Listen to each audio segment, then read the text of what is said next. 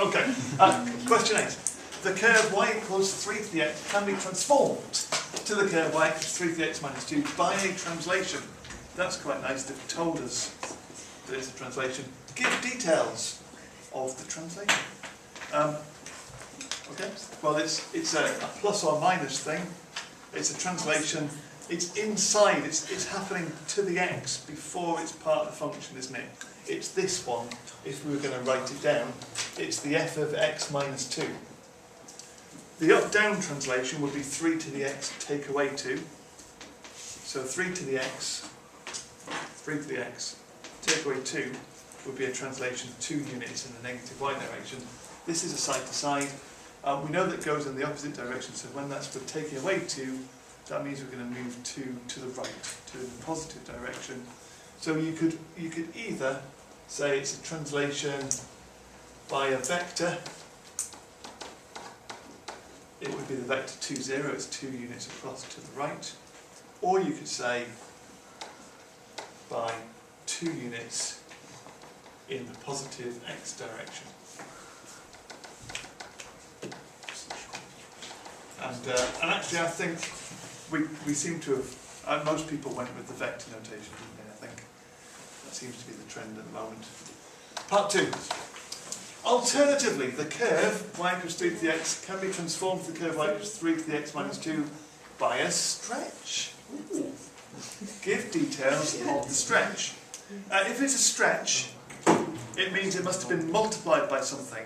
So we need to turn this into a thing what has been multiplied by something. Well, we know this is going way back to the start of Core 1. Laws of indices tell us that this is about when you're adding powers, that's the multiplying, isn't it? So that's 3 to the x times 3 to the minus 2. That would give us 3 to the x minus 2.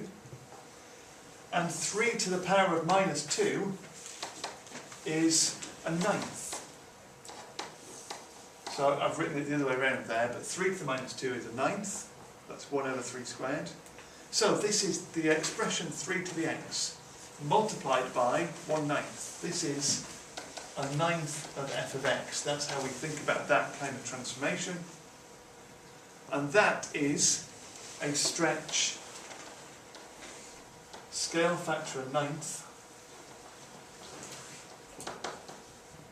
and it's the vertical stretch, isn't it? So it's scale factor a ninth parallel to the y-axis. Vertical stretch, scale factor a ninth. That, the first part was quite easy. That I thought was quite a decently challenging part 2 to the question. Part 3. Sketch the curve y equals 3 to the x minus 2, stating the coordinates of any points of intersection with the axes. So we've described in 2 different ways what's happened to this curve.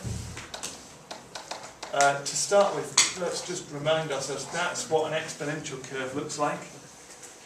So that's our standard 3 to the x kind of graph. I've just done a little rough sketch of that, so I'm choosing not to chastise myself too much about this slight upturn there. It shouldn't be there. But if we do the full graph, so we're saying either it's that one, move 2 units across, or it's that one stretched or squashed, that would be. It's going to have basically the same shape, isn't it? So it's going to go like that. It did say indicate stating the coordinates of any point of intersection with the axes. Now, just a careful thing about the words that we see written here. This says stating the coordinates. So if I just do the slightly lazy thing that I normally do, which is just write what that y value is on the axis, that's not actually good enough in this case, is it? Because the question said state the coordinates.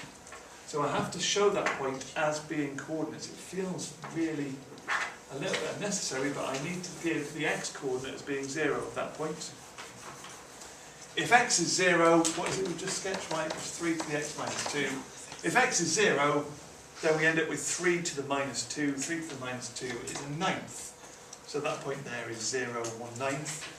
If you're any doubt about your answer to part 2, if you'd done a sketch, the sketch could give it to you, because normally that point is 1. So this is, you know, it's stretched scale factor a ninth. It's a ninth of the way away from the x-axis as before. Right. So,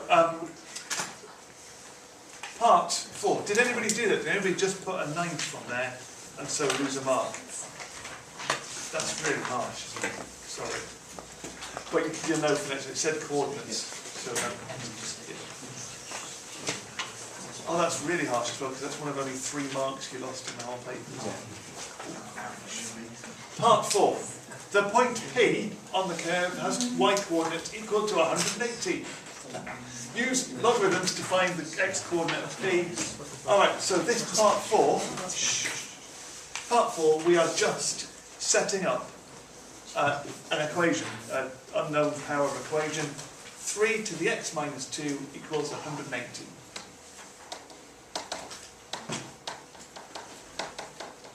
We talked about this, oh hang on, we're doing this in the wrong order. We will talk about this when we come to question 9.